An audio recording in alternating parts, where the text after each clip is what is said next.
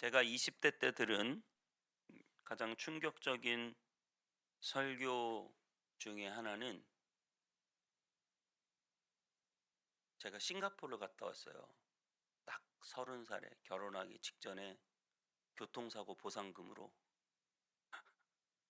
갑자기 싱가포르 얘기를 꺼내는데, 거기에서 한 외국 목사님이 뭐라고 말씀하시냐면, 하나님의 마음에는 누가 있을 것 같냐. 네, 통역으로 들었어요. 영어로 들은 게 아니라, 하나님의 마음 속에는 누가 있을 것 같냐 이렇게 물어보는 거예요. 그래서 나는 정말 열심히 신앙생활 했잖아요. 그러니까 하나님 마음에는 내가 가득할 거야. 나를 너무 사랑하시잖아.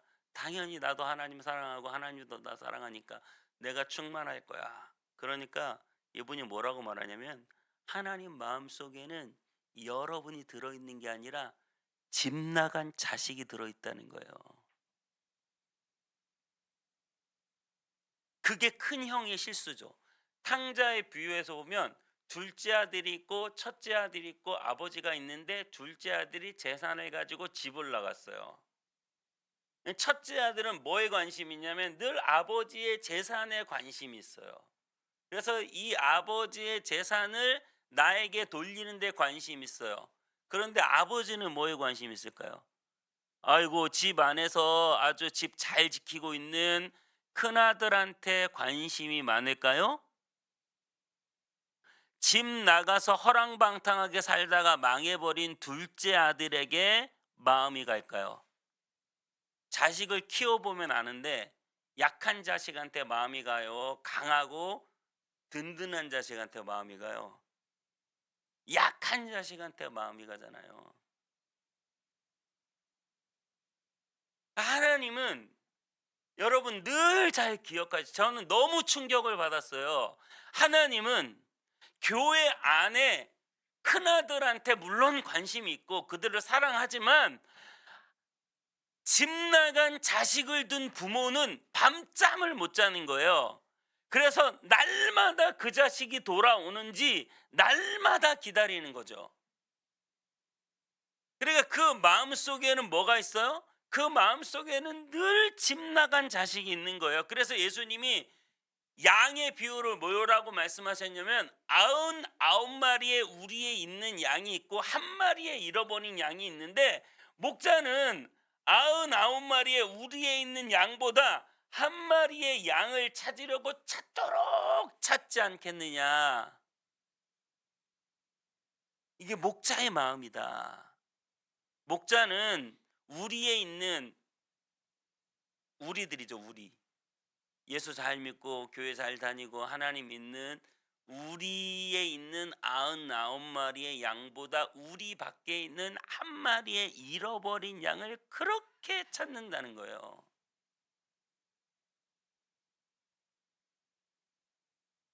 큰형 되신 여러분, 하나님 아버지를 잘 믿고 교회 안에 있으면서 여러분은 어떠한 일에 관심 있으십니까? 잃어버린 한 마리 양을 오늘도 찾고 찾으시는 예수님의 마음을 여러분 이해하십니까? 아버지, 집 나간 자식을 기다리는 그 아버지의 마음을 여러분 이해하십니까? 그분은 집 나간 자식을 찾으려고 하늘 보좌를 버리고 이 땅에 내려오신 분이에요.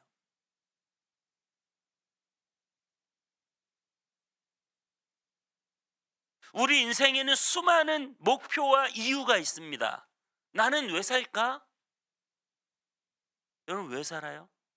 나는 왜 살까? 하지만 여러분 기억하세요. 하나님은 사람들을 구원하기 위하여 지금도 원대한 계획을 이루고 계시고, 그 한 구원을 나를 통하여 이루고 계신다는 사실, 내가 예수 믿고 구원받는 것, 이것이 우리 인생의 가장 중요한 목표가 되는 거예요. 예수님이 왜 이 땅에 내려와서 십자가를 지셨습니까? 영혼을 구원하시려고. 성령님이 왜 임하십니까? 여러분 돈 잘 벌게 하려고 성령님 임하시는 거 아니에요. 성령님이 임하시는 것은 여러분이 권능 받고 증인되라고.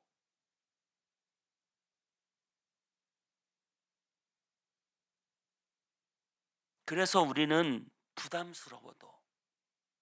부담스럽죠. 나 하나 내 몸 간수하기도 힘들잖아요, 여러분. 내 신앙 하나 지키기도 힘들잖아요.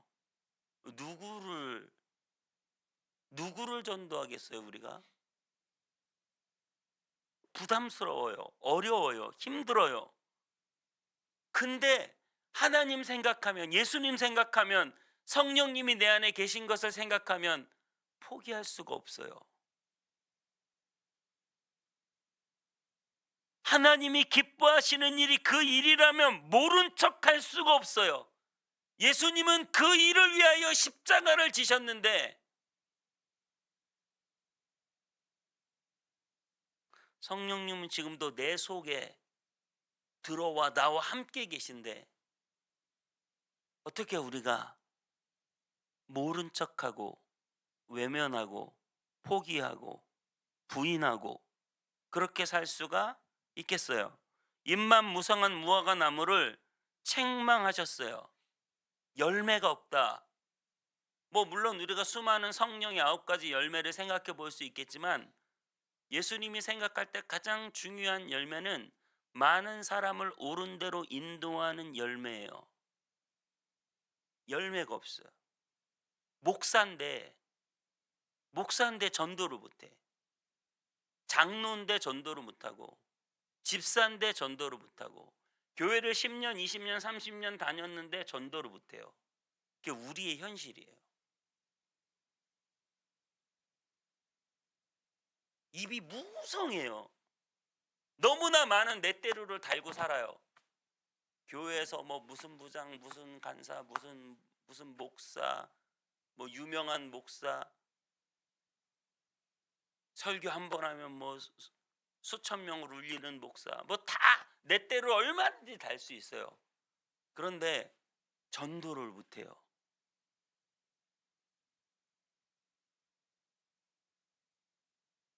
제 얘기하는 거예요.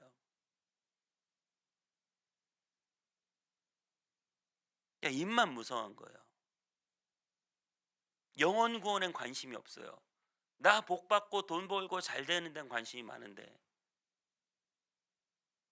그러니까 인생의 목표가 하나님의 계획과 예수님이 십자가를 지신 이유와 성령님이 내 속에 들어와 사시는 이 놀라운 영광스러운 삶을 사는 그 이유와 목적을 정확히 안다면 우리가 어떻게 복음에 대해서 외면하며 전도를 나모른 채 하고 살아갈 수 있겠느냐. 근데 우리는 다 그렇게 살아가고 대한민국의 거의 99%는 다 그렇게 살아가고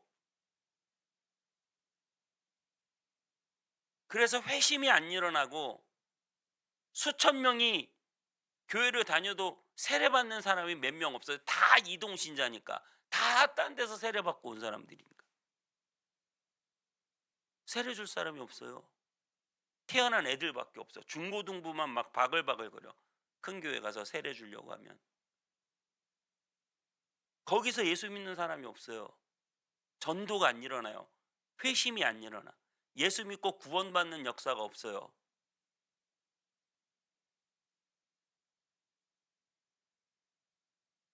여러분 오늘은 성전을 측량한다고 말해요. 측량. 성전 안을 측량한대요.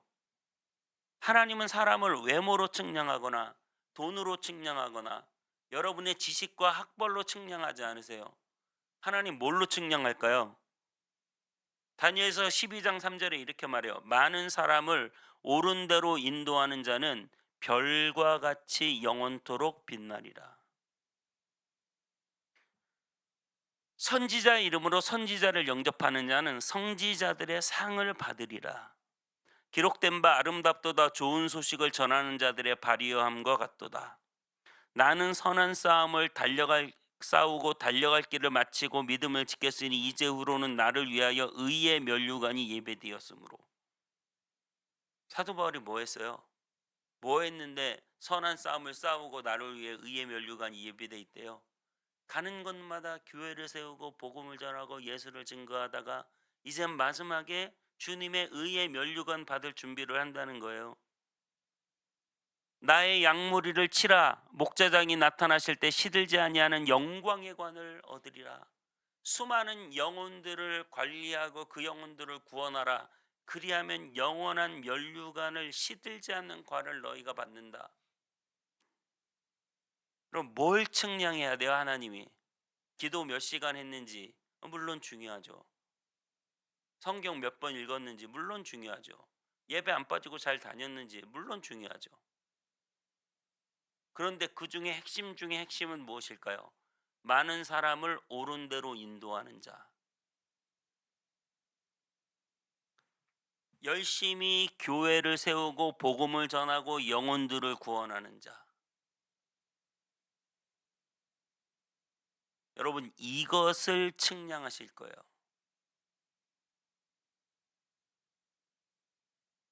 절대 하나님은 우리의 외모를 가지고 측량하지 않으세요.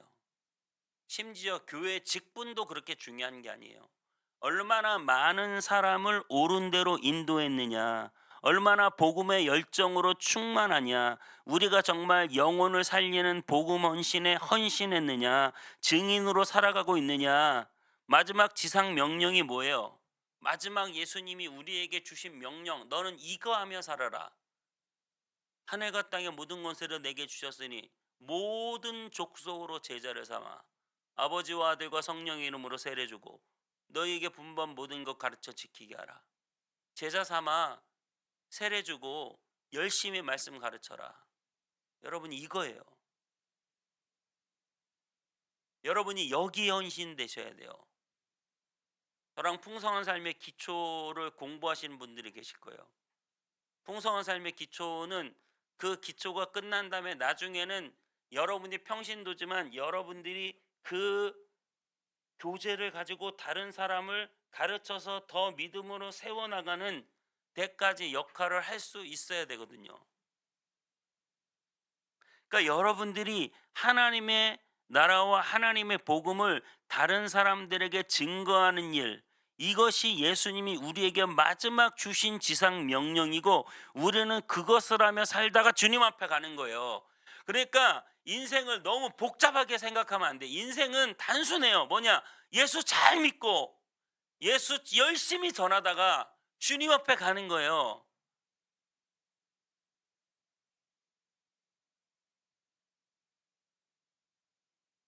돈이 없어서 주의 일을 못하는 거 아니에요. 복음의 열정이 있으면 돼요.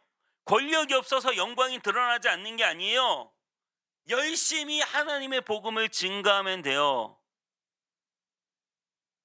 여러분, 모세가 왕자로서 세상 권력과 모든 걸 다 가지고 있었어요. 그런데 하나님이 그때 그를 들어서 쓰시지 않으세요. 모든 걸 다 잃어버리고 목자가 되어 목동의 일을 하고 있는데 하나님이 모세를 불러다가 쓰세요. 여러분, 왕자일 때 부르면 더 편하잖아요. 왕자일 때 불 가운데 나타나서 내가 너의 하나님이다. 너 지금 그 권력과 돈이 그렇게 많은데 그것을 무엇을 위해 쓰려느냐. 빨리 당장 이 이스라엘 백성들을 구원하는데 너의 권력과 돈과 힘을 쓰거라. 왕자일 때 하면 하나님도 편할 것 같은데 하나님이 왕자일 때 안 보내고 저 구석에서 목동으로 양치기 하고 있는 모세에게 나타나서 지팡이 하나 주시면서 가서 이스라엘 백성들을 건져내라는 거예요. 여러분, 돈이 문제가 아니에요. 힘이 문제가 아니에요. 권력이 문제가 아니에요. 크기가 문제가 아니에요. 여러분, 하나님과 함께하면 하나님께서는 여러분을 증인으로 사용하실 줄 믿습니다. 왜요? 하나님이 하늘과 땅의 모든 권세를 주시겠다고 약속하셨어요. 증인으로 가라. 근데 그냥 가는 게 아니라 내가 하늘과 땅의 모든 권세를 내게 주겠다. 내가 세상 끝날까지 너와 함께 있겠다. 여러분, 하나님이 우리와 함께 계신다는 말을 단순한 말로 생각하면 안 돼요. 정말 여러분 복음 들고 힘있게 나아갈 때 하나님이 여러분과 함께 계신다는 사실을 믿으시기 바랍니다. 자꾸 죄짓고 내 마음대로 살 때는 모르죠. 그런데 담대하게 주의 복음을 위해서 살아가실 때 하나님이 여러분과 함께 계실 줄 믿습니다.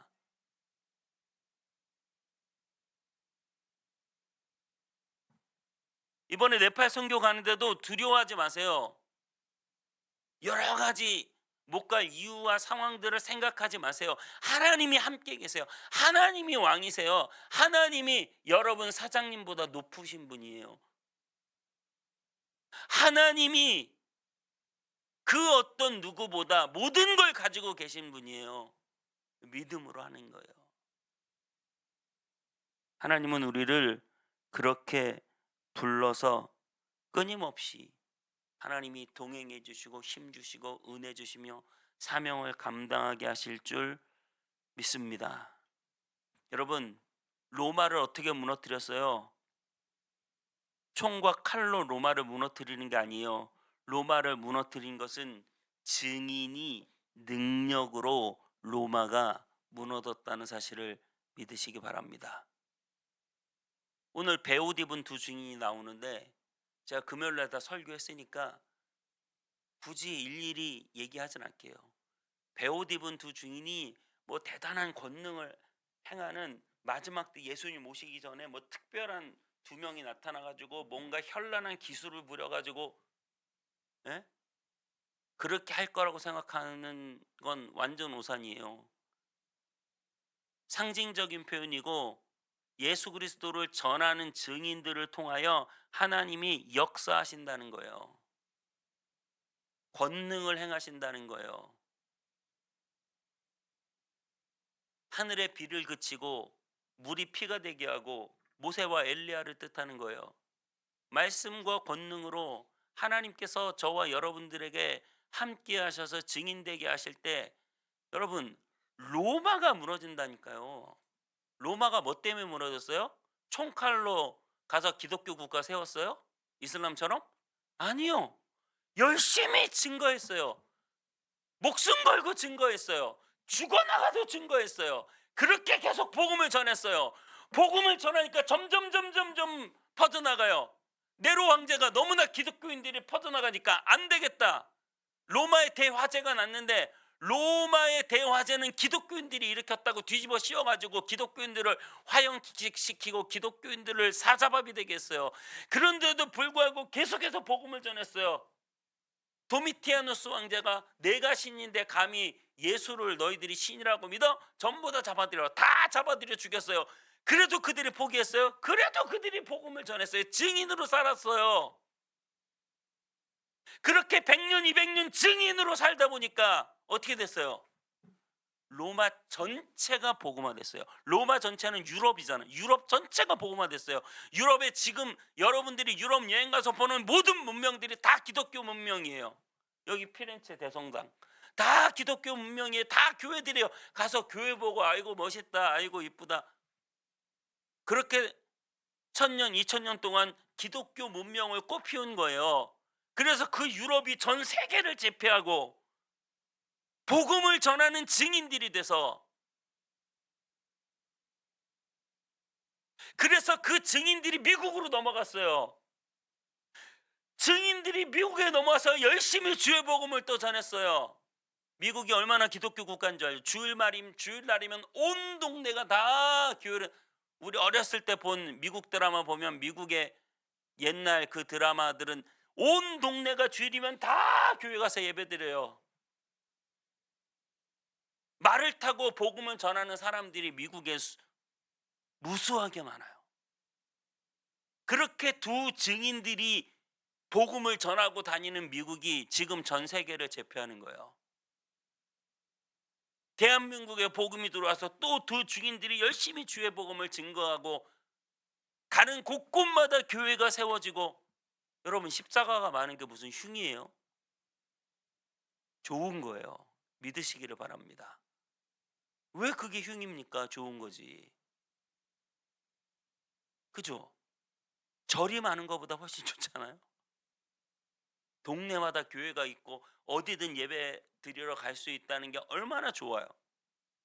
그렇게 두 증인들이 한국을 누비며 복음을 전하니까 이 대한민국이 전 세계에서 유일하게 뭐요?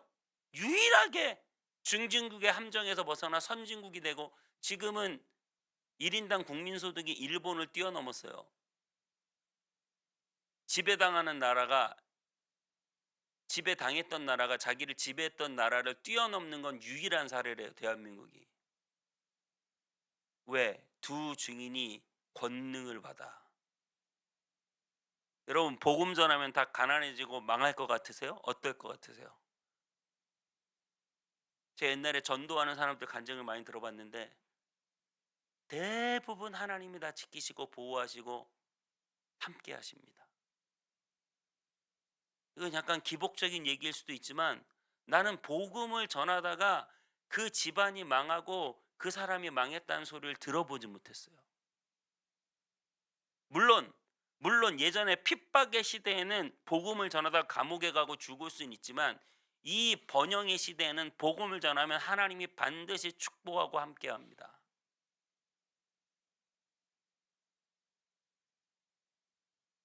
여러분 왜요? 하늘과 땅의 모든 권세를 너에게 주겠다고 하셨잖아요.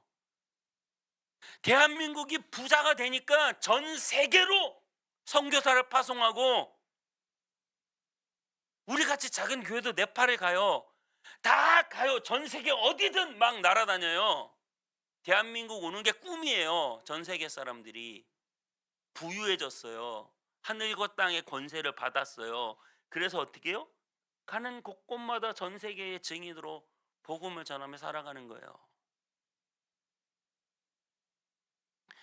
그런데 여러분 그렇게 복음을 전하며 살아가는데 여러분 녹록치 않아요.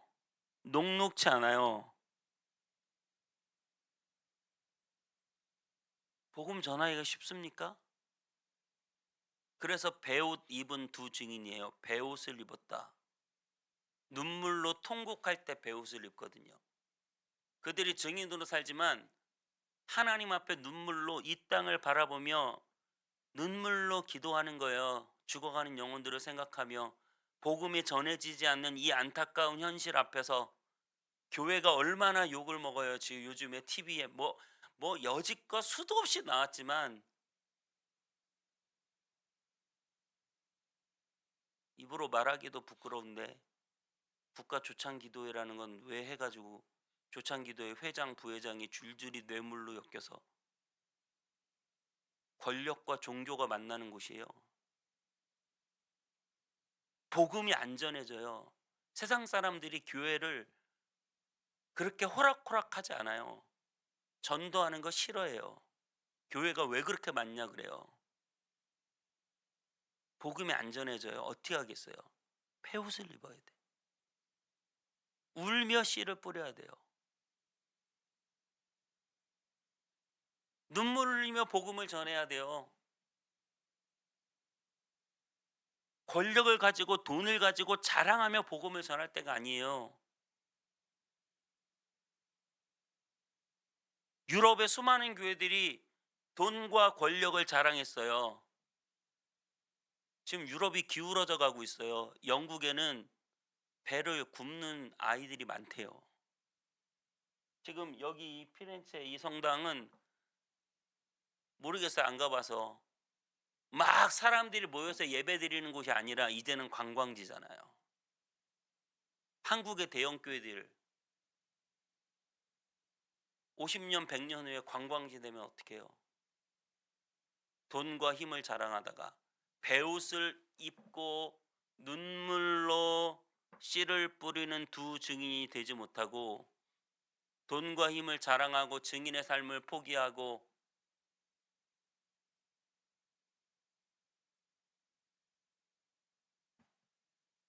겉모습만 생각하고 중국 이야기가 재밌어요. 제가 한번 해드렸는데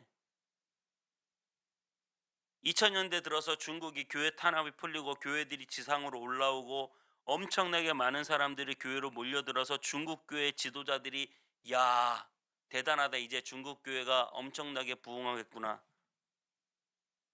그런데 중국 교회가 부흥하면서 서방의 물질적인 지원을 받으면서 자본주의에 눈뜨고 돈이 넘쳐나면서 교회가 점점 타락하는 것을 바라보는 거예요. 중국 교회도 돈이 넘쳐나고 사람이 모이니까 교회가 타락하고 목회자들이 타락하기 시작했어요.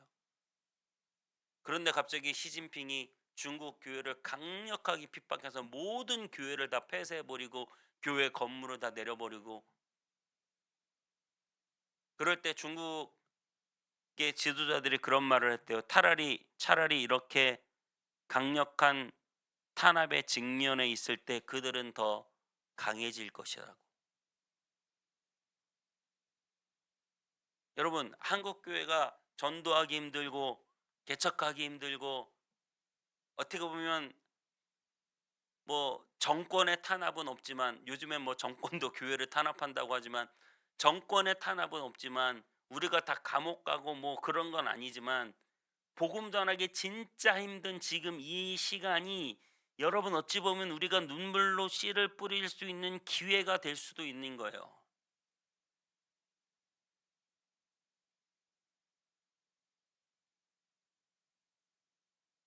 외형을 자랑하고 크기를 자랑하고 권력을 자랑하는 게 아니라 눈물로 씨를 뿌릴 수 있는 그 시간이 우리에게 기회가 되는 거예요. 더 이상 교회가 부흥하지 않고 더 이상 사람들이 기독교를 받아들이지 않는다면, 지금 이 시간에도 우리가 눈물로 씨앗을 뿌리고 두 증인으로 살아갈 때 하나님께서는 이 어렵고 힘든 상황에서도 우리를 통하여 놀라운 일들을 행하여 주실 줄 믿습니다. 하늘과 땅의 권세를 우리에게 주실 줄 믿습니다. 우리가 두 증인으로 살아갈 때. 왜 두 증인이냐? 두 명은 옛날에 법적으로 진실함을 증명할 수 있는 숫자예요. 우리 모두는 두 명이 아니라 그 이상이기 때문에 예수 그리스도를 발견하고 예수 그리스도의 그 사랑을 믿으시죠?